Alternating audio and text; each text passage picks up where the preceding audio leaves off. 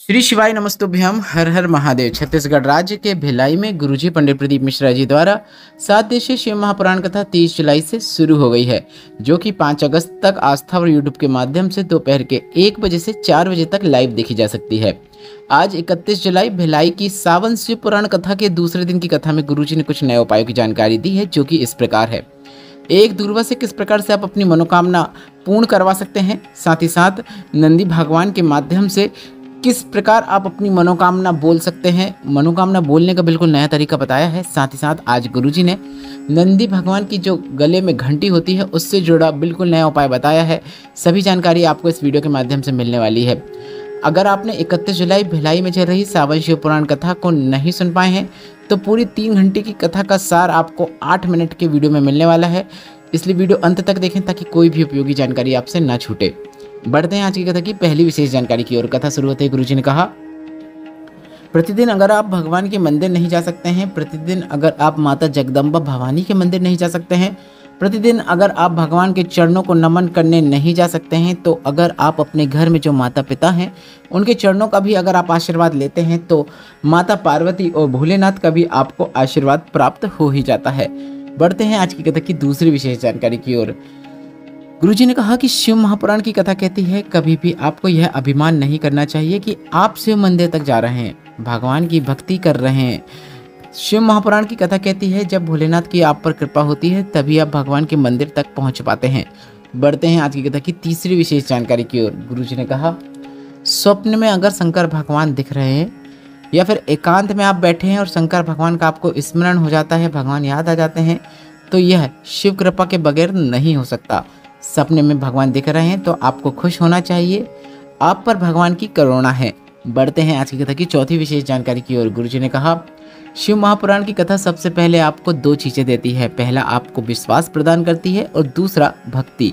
बढ़ते हैं आज की कथा की 5वीं विशेष जानकारी की ओर। गुरुजी ने कहा, घर में रहने वाला अगर कोई सदस्य, अगर कोई व्यक्ति सोमवार का व्रत करता है या फिर शिवरात्रि का व्रत करता है या फिर प्रदोष का व्रत रखता है या फिर सावन सोमवार का व्रत रखता है, तो शिव महापुराण की कथा कहती है, अगर आपने व्रत नहीं भी रखा है पर अगर आपने घर के उस सदस्य के मुख का दर्शन कर लिया है जो व्रत करता है, तो आपको भी व्रत रखने का फल प्राप्त हो जाता है। बढ़ते हैं आज की कथा की 6वीं विशेष जानकारी की ओर। सोमनाथ साहू जी पत्र लेकर आए, जिसमें लिखा, 1 लोटे जल का वर्णन करना चाहता हूँ। मेरा बेटा 10वीं क्लास से रोज 1 लोटा जल मंदिर में चढ़ाने जाता था। बेटा डॉक्टर बनना चाहता था और भिलाई की कथा में बेटे ने विनती भी करके आ गया। मेरे बेटे ने घर पर ही रहकर बिना कोचिंग के नीट का एग्जाम पास कर लिया है, गवर्नमेंट कॉलेज से MBBS की पढ़ाई कर रहा है। उसी का आभार व्यक्त करने कथा पंडाल में आए हैं। बढ़ते हैं आज की कथा की 7वीं विशेष जानकारी की ओर। रिंकू देवी जी पत्र लेकर आए, जिसमें उन्होंने लिखा, मेरे भाई की नौकरी नहीं लग रही थी, मैंने मंदिर जाने को कहा, मंदिर की साफ सफाई करने को कहा, पशुपतिनाथ व्रत करने को कहा और भाई ने सब कुछ किया। साथ ही साथ भाई ने 4 गुना अधिक पढ़ाई भी किया। आज भाई की सरकारी नौकरी लग गई है, उसी का आभार व्यक्त करने हम कथा पंडाल में आए हैं। बढ़ते हैं आज की कथा की 8वीं विशेष जानकारी की ओर। गुरुजी ने कहा, शिव महापुराण की कथा कहती है कि झूठ बोलने का भी समय होता है और झूठ बोलना चाहिए, पर कब बोलना चाहिए? जब कसाई के यहाँ गाय पहुँच गई हो और आपको बोल देना है कि यह गाय मेरी है। किसी बच्ची के साथ गलत कर्म होने वाला हो तो आपको बोल देना है कि यह मेरी बेटी है या मेरे पहचान की है, इसके साथ कोई कुछ गलत नहीं कर सकता। बढ़ते हैं आज की कथा की 9वीं विशेष जानकारी की ओर। पूर्णिमा सोनी जी पत्र लेकर आए, जिसमें उन्होंने लिखा, मेरी शादी के 19 साल हो गए थे पर संतान सुख नहीं था, सभी जगह दिखाया पर कहीं से कोई लाभ नहीं हुआ। तब मेरे भाई ने सीहोर से रुद्राक्ष लाकर मुझे दिया, जिसके जल का आचमन मैं रोज करती। पता नहीं शिव जी की कैसी कृपा हुई, 19 सालों के बाद संतान सुख हुआ है, पुत्र रत्न की प्राप्ति हुई है, उसी का आभार व्यक्त करने हम कथा पंडाल में आए हैं। बढ़ते हैं आज की कथा की 10वीं विशेष जानकारी की ओर। गुरुजी ने कहा, सब दूर से हार जाओ, कोई रास्ता नजर ना आए तो सीहोर कोबरेश्वर धाम आ जाना। 5 कंकड़ शंकर का पूजन करके 1 कंकड़ अपने घर लेकर जाना, रुद्राक्ष भी लेकर जाना, आपको भोलेनाथ की कृपा निश्चित प्राप्त होगी। बढ़ते हैं आज की कथा की 11वीं विशेष जानकारी की ओर। डिकेश्वरी साहू जी पत्र लेकर आई, जिसमें लिखा, 9 साल हो गए थे, संतान सुख नहीं था, सफेद आंकड़ की जड़ का प्रयोग किया, पंडाल में बैठकर कथा भी सुनी, बाबा की कृपा से 9 साल बाद संतान सुख हुआ है, उसी का आभार व्यक्त करने हम कथा पंडाल में आए हैं। बढ़ते हैं आज की कथा की 12वीं और सबसे विशेष जानकारी की ओर। आज की शिव पुराण कथा में गुरुजी ने विशेष उपाय की जानकारी दी है। गुरुजी ने कहा कि अगर आप नंदी भगवान से कामना करते हैं तो नंदी भगवान से भी मनोकामना करने के तरीके होते हैं, जिसमें से 2 तरीकों की आज जानकारी दी है गुरुजी ने। पहला तरीका इस प्रकार है, आपको एक दूर्वा ले लेनी है और अपने दूर्वा आपको अपने हाथ के हथेली में रखना है और नंदी भगवान के कान में उस हाथ को रखना है। दूसरी ओर के कान में रखना है, क्योंकि इस ओर के कान में आपको नंदी भगवान से अपनी प्रार्थना करना है। तो नंदी भगवान के 2 कानों में से जो आपके अपोजिट साइड कान रहता है, उस कान में आपको अपने हथेली रखना है, जिसमें आपकी दूर्वा होनी चाहिए। और श्री शिवाय नमस्तुभ्यम या फिर नमः शिवाय या फिर ओम नमः शिवाय या फिर ओम बोलते हुए आपको अपनी कामना करना है। 5 या 7 बार आप जरूर भगवान के इस मंत्र का जाप करें जो अभी हमने आपको बताए, श्री शिवाय नमस्तुभ्यम या फिर नमः शिवाय या फिर ओम नमः शिवाय या फिर ओम।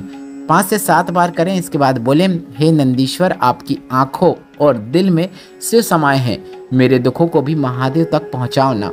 मेरी कामना पूरी नहीं हो रही है, मेरी कामना भोलेनाथ तक पहुंचाइए ना, भोलेनाथ से बोलिए ना।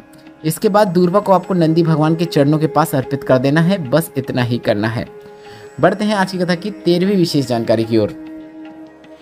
एक और विशेष उपाय की जानकारी देते हुए गुरुजी ने एक और मनोकामना पूर्ति उपाय बताया है।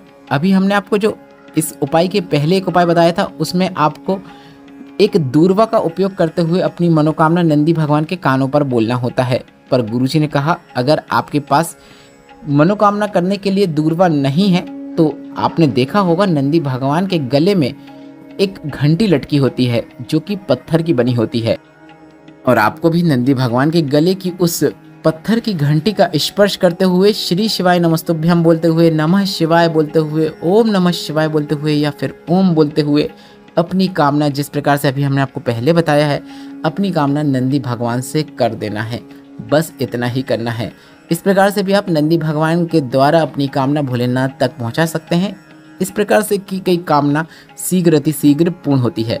बढ़ते हैं आज की कथा की 14वीं और अंतिम जानकारी की ओर। कुछ विशेष शिव पुराण कथाओं की जानकारी देते हुए गुरुजी ने आज बताया, 6 अगस्त को प्रदोष के दिन सीहोर में कावड़ यात्रा होगी, जो कि सुबह 9 बजे से सीहोर की सीवन नदी से शुरू होगी, जो कि लगभग 1 बजे या 2 बजे तक सीहोर कुबेरेश्वर धाम पहुंचकर केदारशिला में जल अर्पित करके पूर्ण होगी।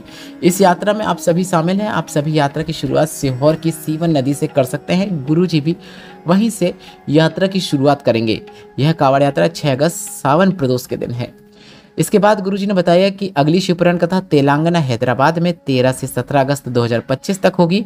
यह कथा ब्रज गोपाल जी द्वारा करवाई जा रही है और यह कथा शमशाबाद हैदराबाद में होने वाली है, और कथा का एड्रेस भी आज गुरुजी ने बता दिया है।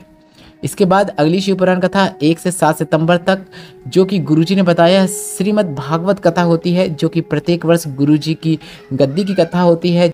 यह कथा 1 सितंबर से 7 सितंबर तक होगी। इस कथा का समय 2 बजे से 5 बजे तक है, पर प्रत्येक वर्ष इस कथा का लाइव प्रसारण नहीं होता है। क्या इस वर्ष होना चाहिए? अगर आप चाहते हैं तो कमेंट बॉक्स में हाँ जरूर टाइप कीजिएगा, ताकि आपकी बात भी गुरुजी तक जरूर पहुँचे। इसके साथ ही 4 से 8 नवंबर 2025 तक श्रीलंका में भी शिवपुराण कथा होने वाली है। इस वीडियो में बताई गई जानकारी संबंधित कोई भी प्रश्न है तो वे प्रश्न आप कमेंट बॉक्स के जरिए पूछ सकते हैं। मेरे द्वारा दी गई जानकारी अगर आपको थोड़ी सी भी उपयोगी लगी है, आज की कथा से आनंद की प्राप्ति हुई है, तो इस वीडियो को लाइक जरूर करें और कमेंट बॉक्स में श्री शिवाय नमस्तुभ्यम या फिर हर हर महादेव जरूर टाइप करें। व्हाट्सएप में फॉलो करना चाहते हैं तो व्हाट्सएप चैनल की लिंक कमेंट बॉक्स में हमने पिन कर दी है। व्हाट्सएप चैनल पर हम रोजाना की तिथियों की जानकारी के साथ साथ सुंदर सुंदर भोलेनाथ की और कई देवी देवताओं की फ़ोटो अपलोड करते हैं, जो कि काफ़ी यूनिक होती है। इसलिए आप व्हाट्सएप में भी हमें फॉलो जरूर करें। एक बार आप चैनल जरूर देखें, पसंद आए तो ही फॉलो करें, अन्यथा ना करें। वीडियो को लाइक जरूर करें, कमेंट बॉक्स में श्री शिवाय नमस्तुभ्यम टाइप करें। श्री शिवाय नमस्तुभ्यम, हर हर महादेव।